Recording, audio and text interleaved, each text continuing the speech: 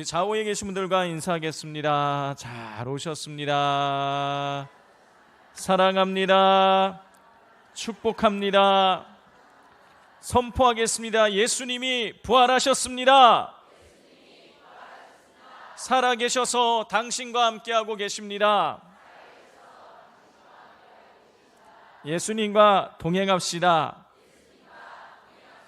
할렐루야. 지난 주일에 한 초등학생을 두고 계시는 한 여 집사님을 만나게 되었습니다. 집사님께서 뭐라고 말씀하시냐면, 우리 아들이 둘인데 이 큰아들이 그렇게 예배 때가 되면은 몸을 틀고 말씀을 잘 듣지 않는다. 그러시는데 그게 걱정이다. 그런데 예배 끝나고 이 저녁 예배나 이 온고를 얘기를 들어보면 핵심을 다 이야기하더라는 거예요. 분명히 겉으로 봐서는 애가 분명히 안 듣고 있는데 물어보면은 다 알고 있다라고 다 이 핵심을 다 처음부터 끝까지 얘기를 한다는 것이죠. 성도 여러분, 교회 학교 아이들 가서 예배 드리는 거 보면 때로는 이거 걱정이 될 때도 있습니다. 애들이 예배를 제대로 안 드리는 것처럼 보이는 거죠. 말씀도 잘 안 듣는 것처럼 보이고, 그런데 그러다가 설교 말미에 가가지고 물어보면 다 알아요. 분명히 겉으로 봐서는 안 듣는 것 같은데 나중에 물으면은 그 핵심을 애들이 다 알고 있는 것이죠. 여러분, 이런 것들을 보면은 여러분, 듣는다라는 것은 이 겉으로 보여지는 모습이 아니라 마음 자세의 문제인 것입니다. 이 마음이 떠나 있으면 아무리 교실에 앉아가지고 선생님 똑바로 쳐다보고 있어도 하나도 이 귀에 들리는 게 없는 거고요. 여러분, 마음이 있으면 여러분 아무리 시끄럽고 그런 상황이라도 그게 내용들이 다 귀에 들리게 되는 것이죠. 이 들음은 여러분 마음 자세의 문제인 것입니다. 상대방에 대한 나의 마음 자세가 어떠하느냐에 따라서 여러분 상대방이 하는 말이 내게 들려질 수도 있는 것이고, 또 상대방에 대한 나의 마음이 여러분 마음 자세가 흐트러져 있으면 여러분 아무리 상대방이 좋은 말을 해도 그 말이 내 귀에 들리지 않게 되는 것입니다. 들음은 자세의 문제인 것이죠.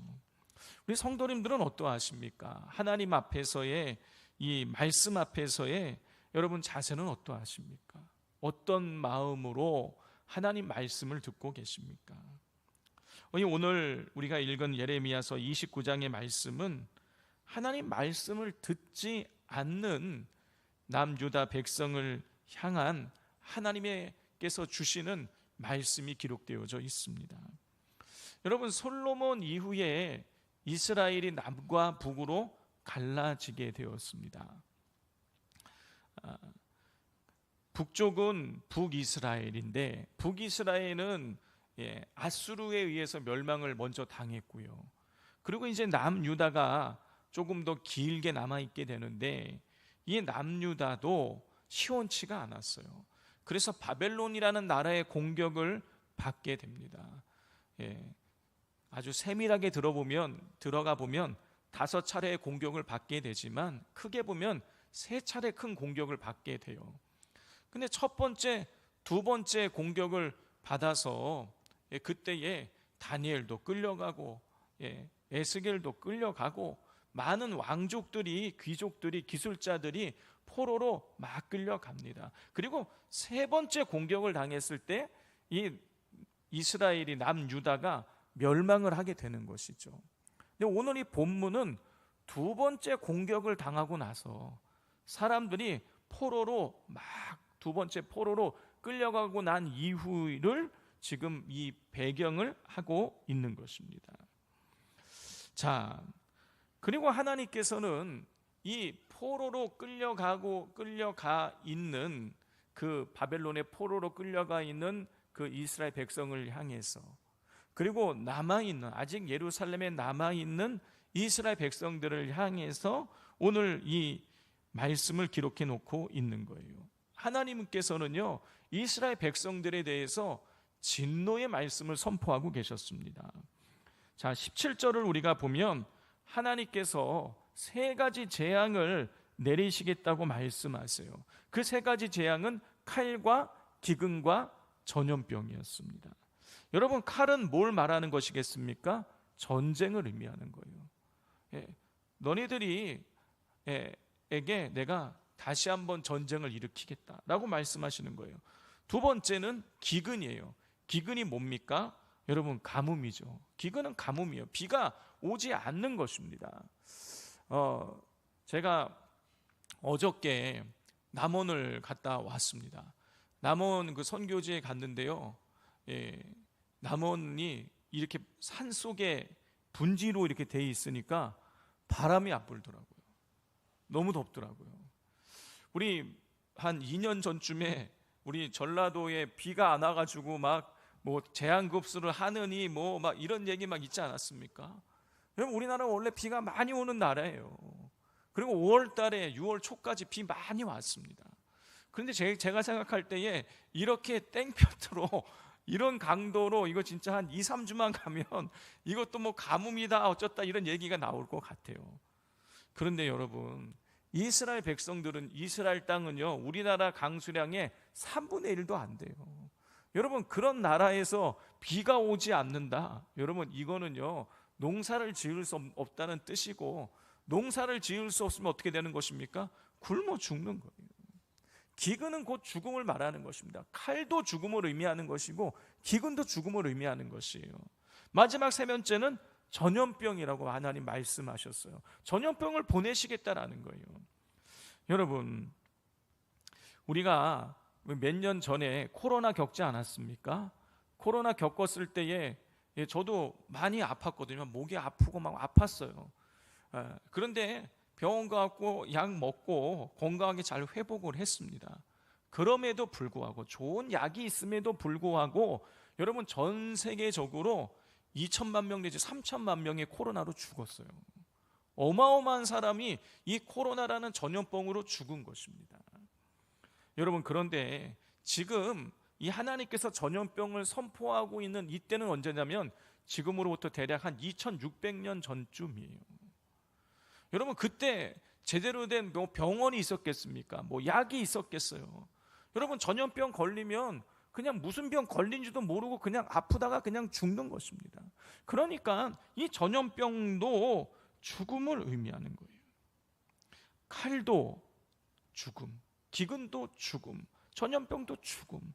하나님께서는요, 이 세 가지 중에 하나만 내리셔도 이스라엘 백성들이 살아남기 힘든데 세 가지 재앙을 동시에 내리시겠다라는 거예요. 그리고 말씀하시기를 상하여 먹을 수 없는 무화과 나무와 무화과와 같게 하시겠다고 말씀하세요. 자, 그리고 또 18절을 보면은요, 예루살렘에 남아있는 사람들을 세계 여러 나라 가운데에 흩어서 학대를 당하게 할 것이고, 그리고 다른 나라들 앞에서 유다의 백성들이 저주와 경악과 조소와 주모의 대상이 될 것이라고 말씀하세요. 이스라엘 백성들이 칼과 기근과 전염병으로 많은 사람들이 죽게 될 것이고, 살아남은 사람들은 세계 각국으로 뿔뿔이 흩어져서 수치와 모욕을 당하게 하시겠다고 말씀하고 계시는 거예요. 아니, 그렇게 사랑이 많으신 하나님께서 어떻게 당신의 백성들에게 이렇게 어찌 보면 잔혹하다고 할 수 있을 만큼 너무나 무거운 이 징계를 이스라엘 백성들에게 내리시는 것일까요? 그 이유가 도대체 뭘까요? 우리 19절을 같이 한번 읽어보겠습니다. 시작. 여호와의 말씀이니라.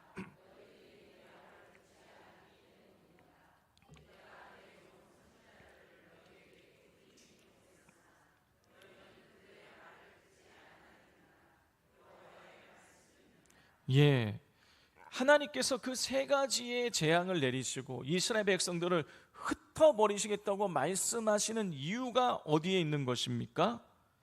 내 말을 듣지 않았기 때문이라. 이스라엘 백성들이 하나님 말씀을 듣지 않았기 때문에 하나님께서 그렇게 강력한 징계를 내리시겠다고 말씀하시는 거예요. 여러분 19절을 보면은요, 하나님께서 선지자들을 이스라엘 백성들에게 꾸준히 보내셨다고 말씀하고 계세요. 그런데 그 선지자들을 통해서 전해지는 하나님의 말씀을 이스라엘 백성들이 듣지 않았다는 것입니다. 여러분, 듣지 않았다고 했을 때에 듣지 않았기 때문이라, 내 말을 듣지 않았기 때문이라 해서 여기 듣다로 번역된 이 히브리어는요, 샤마으라는 말이에요. 샤마으. 여러분, 샤마으는요, 단순히 귀로 듣는다라는 걸 의미하는 단어가 아니에요. 귀로 듣고 그 말에 순종하는 것을 의미하는 것입니다.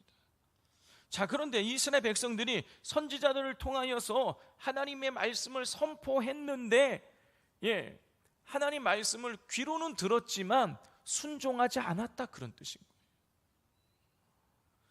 유다의 백성들은요, 하나님 말씀을 듣고 순종하지 않음으로 말미암아 칼과 기근과 전염병과 그리고 주변 나라들로 흩어져서 수치와 모욕을 당하게 되는 게 되었던 것입니다. 성도 여러분, 제가 신방을 해보면 그 가정에 있는 문제들이, 가정에 문제가 없는 가정이 한 가정도 없어요. 어떤 문제들이 다 있는데 대략 모아보면 4가지로 축약이 됩니다. 첫 번째는 건강의 문제, 두 번째는 물질의 문제고, 세 번째는 자녀의 문제고, 네 번째는 관계의 문제. 여러분, 건강 중요합니다. 건강하지 못하면 아무리 많은 물질이 있어도 누릴 수 없어요. 건강해야 됩니다. 여러분, 근데 건강한데 물질이 없다, 삶이 참 뻑뻑하게 돼요. 물질도 있어야 됩니다. 또 건강하고 물질도 있는데 자녀가 잘 풀리지 않는다. 여러분, 그러면 마음이 아픈 것이죠. 또 건강하고 물질도 있고 자녀도 나름대로 잘 풀려서 나가는데 관계가 좋지 않다. 배우자와의 관계, 시부모와의 관계, 자녀와의 관계, 이웃과의 관계, 이 관계가 어그러지면 여러분 또 삶이 고달픈 것입니다. 이 건강과 물질과 자녀와 이 관계, 이 4가지 모두가 여러분 우리가 행복하게 살아가기 위한 기초적인 조건이라고 할 수 있어요. 그렇게 사람들이 이 건강과 물질과 자녀와 그리고 관계에 사람들이 많은 에너지를 쓰고 그게 잘 되기 위해서, 좋게 만들기 위해서 노력을 하는 것이죠. 그런데요, 성도 여러분, 믿음의 사람들에게는요, 우리가 행복하게 살아가기 위한 전제 조건인 이 문제들보다 앞서도 우리가 관심을 기울여야 될 문제가 하나가 있습니다. 그게 뭐냐면 하나님과의 관계인 것입니다. 하나님의 말씀을 듣느냐, 우리의 이 마음 자세가 여러분 너무너무 중요하다는 거예요. 왜냐하면 여러분, 하나님 말씀을 듣지 않는 인생들은 오늘 이 성경에 나오듯이 결국에는 여러분 인생이 실패할 수밖에, 멸망의 길을 걸어갈 수밖에 없기 때문인 것입니다. 여러분, 이런 자신을 잘 보여주는 사람이 누구예요? 여러 사람이 있지만 대표적인 사람이 엘리 제사장 아닙니까?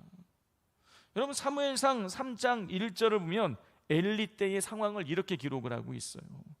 아이 사무엘이 엘리 앞에서 여호와를 섬길 때에는 여호와의 말씀이 희귀하여 이상이 흔히 보이지 않았더라. 엘리 제사장 때의 상황을 2가지로 말하고 있어요. 하나님 말씀이 희귀했다. 두 번째는 이상, 다시 말해서 비전이 보이지 않았다라는 거예요. 여러분, 왜 엘리 때에 하나님 말씀이 희귀하고 그리고 이상이 보이지 않았던 것일까요? 하나님께서 말씀을 안 하셨기 때문인 건가요? 하나님께서 비전을 주시지 않았기 때문인 것일까요? 그렇지 않죠. 하나님은 늘 말씀하시는 분이세요. 그런데 엘리 때에 하나님 말씀이 희귀했다는 얘기는요, 무슨 뜻이에요? 엘리가 하나님 말씀을 들으려 하지 않았다, 그런 뜻인 거예요. 하나님은 말씀하셨지만 엘리는 들으려고 하지 않았어요. 그래서 엘리 시대 때에 하나님과의 관계가 완전히 단절되어져 있었어요. 여러분, 하나님과의 관계가 단절되어져서 하나님 말씀을 듣지 않음으로 나타난 결과가 무엇인 것입니까? 블레셋에게 전쟁을 패배하고 법궤를 빼앗기고 엘리의 두 아들이 전쟁터에 나가서 죽고, 그리고 엘리가 법궤가 빼앗기고 두 아들이 죽었다는 소리를 듣고 의자에서 뒤로 넘어져서 목이 부러져서 죽게 되는 거예요. 여러분, 이것이 하나님과의 관계가 단절되어져 있는, 하나님 말씀을 듣지 않을 때에 나타나는 결과인 것입니다.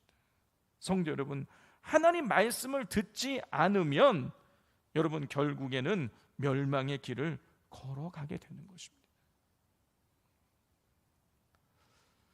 자, 그렇다면 여러분, 예레미야 시대 때에 왜 이스라엘은 하나님 말씀을 듣지 않은 것일까요?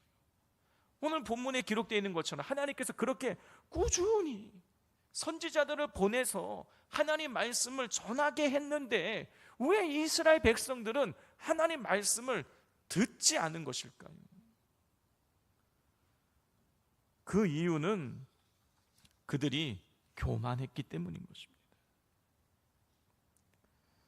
여러분, 더 자세히 말씀을 드려보면 이스라엘 백성들이 하나님의 말씀이 나의 지혜보다 더 뛰어나다고 생각을 했다면 어떻게 했을까요?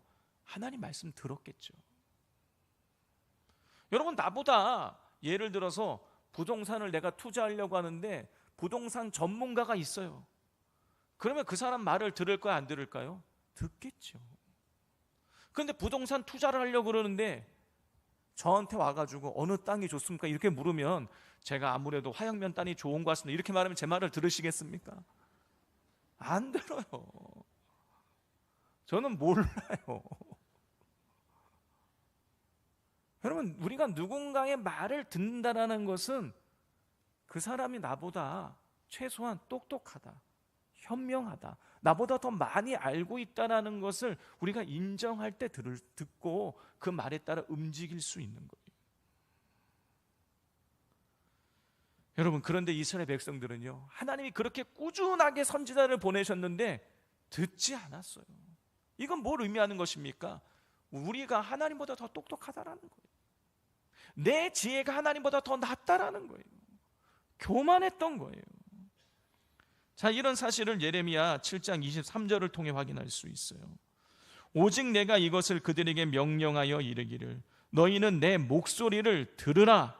그리하면 나는 너희 하나님이 되겠고 너희는 내 백성이 되리라. 너희는 내가 명령한 모든 길로 걸어가라.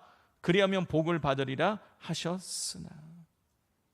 하나님께서는요, 예레미야 선지자를 통해서 이스라엘 백성에게 두 가지를 말씀하셨어요. 뭐냐? 내 목소리를 들으라. 내가 명령한 길로 가라. 목소리를 듣고 명령한 길로 가라. 듣고 순종하라는 거예요.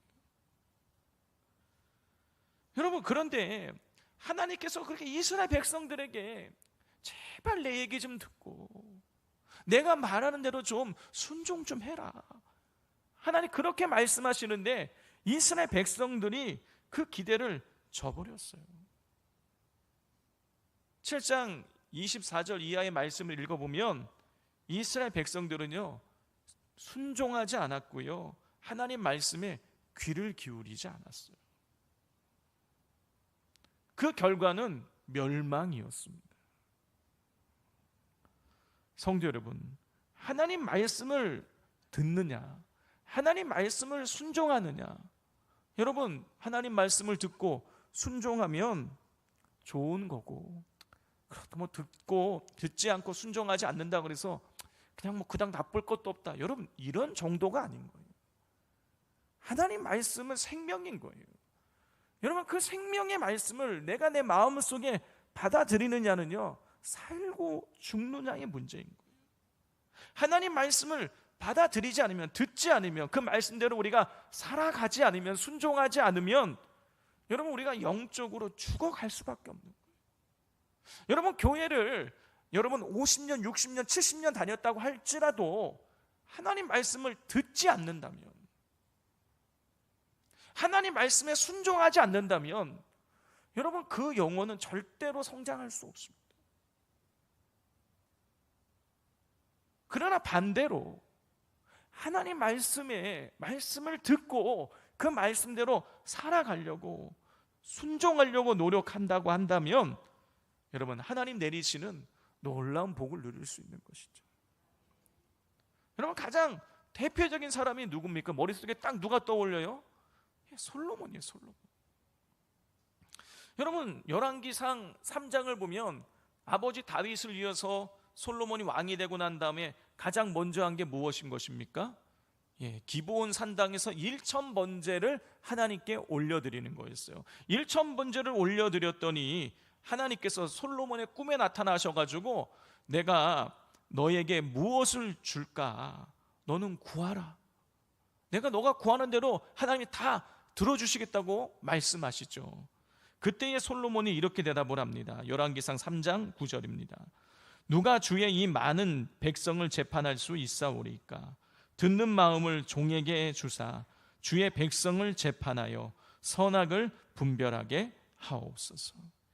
여러분, 솔로몬이 하나님께서 네가 말하는 대로 다 들어주시겠다고 했는데 솔로몬이 하나님께 구한 게 무엇인 것입니까? 듣는 마음이었어요. 듣는 마음. 여러분, 이 듣는 마음, 제가 이 부분을 독일어 성경으로 한번 찾아봤어요. 루터가 번역한 루터역을 제가 찾아봤더니 루터가 뭐라고 해석했냐면은 순종하는 마음, 이렇게 해석을 해놨어요. 그러니까 솔로몬이 지금 듣는 마음을 하나님께 달라는 얘기는 뭐냐면 하나님 말씀을 듣고 자기가 순종할 수 있게 해달라, 바로 그걸 하나님 앞에 요청하고 있는 거예요. 그리고 하나님께서는요, 솔로몬이 하나님 말씀을 듣고 본인이 순종하는 마음을 달라고 구했을 때에 열왕기상 3장 10절을 보면 그것이 솔로몬이 하나님 마음에 들었다 그랬어요. 들었다. 하나님 마음에 들었다. 이 들었다, 이게 야타부인데 원문의 뜻이 뭐냐면 기뻐했다, 그런 뜻인 거예요. 그러니까 솔로몬이 하나님 말씀을 듣고 순종하려고 하는 그 마음 자세를 가졌을 때에 하나님이 그걸 기뻐하셨어요. 여러분, 이때 1,000번제를 드렸을 때에 솔로몬의 나이가 몇 살쯤 되었을까요? 성경은 기록하고 있지 않아요.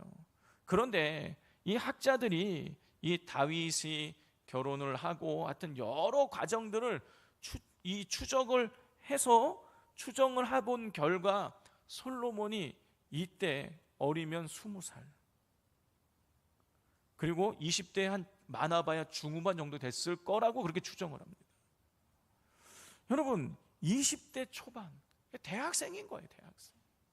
어떻게 대학생이 다른 것, 세상의 성공을 구하거나 물질을 구하거나 명예를 구하지 않고 어떻게 하나님 말씀을 듣고 순종하는 마음을 그렇게 하나님 앞에 구할 수 있었던 것일까요?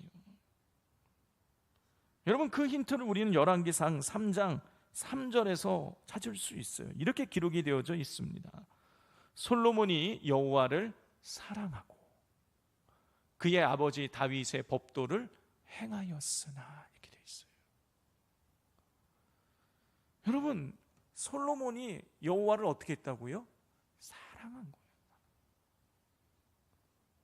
하나님을 사랑했기 때문에 하나님의 말씀을 듣고 싶어하고, 그리고 하나님을 사랑했기 때문에 하나님 말씀에 순종하고자 하는 마음이 일어나게 되는 것이죠.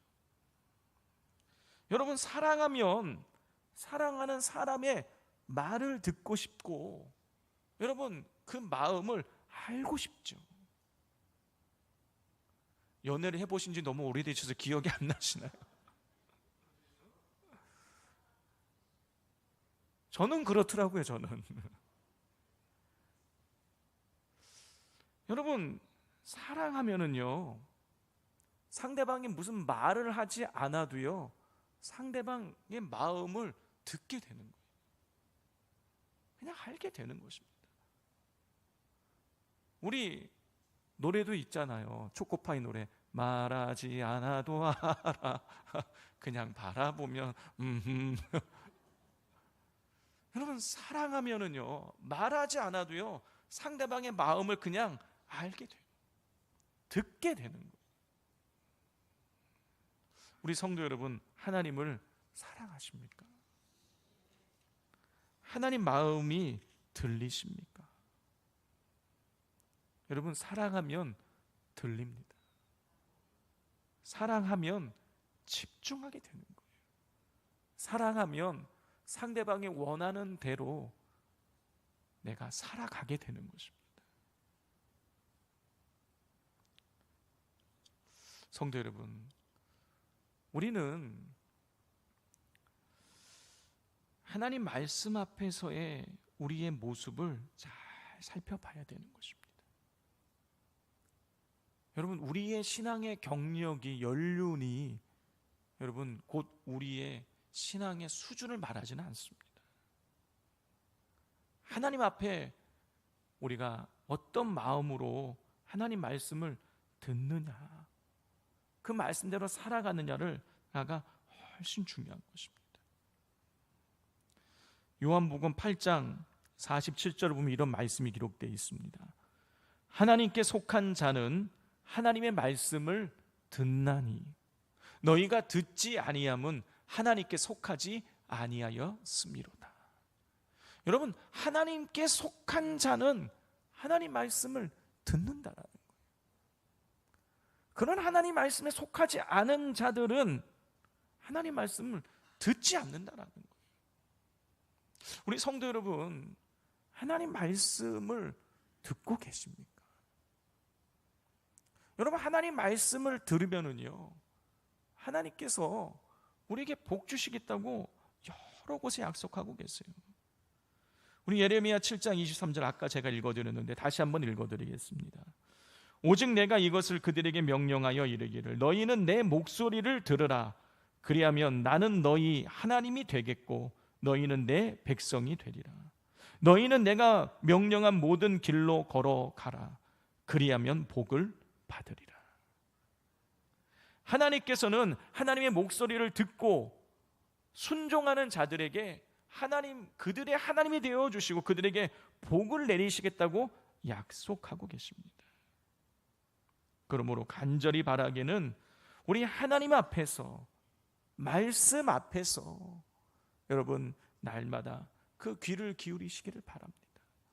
마음을 다하여서 주 너희 하나님을 사랑하라는 그 계명의 말씀을 기억하면서 하나님을, 예수님을 사랑하기를 힘쓰시기를 바랍니다. 그게 우리가 살 길인 것입니다. 이 시간 우리 말씀을 가슴에 담고 함께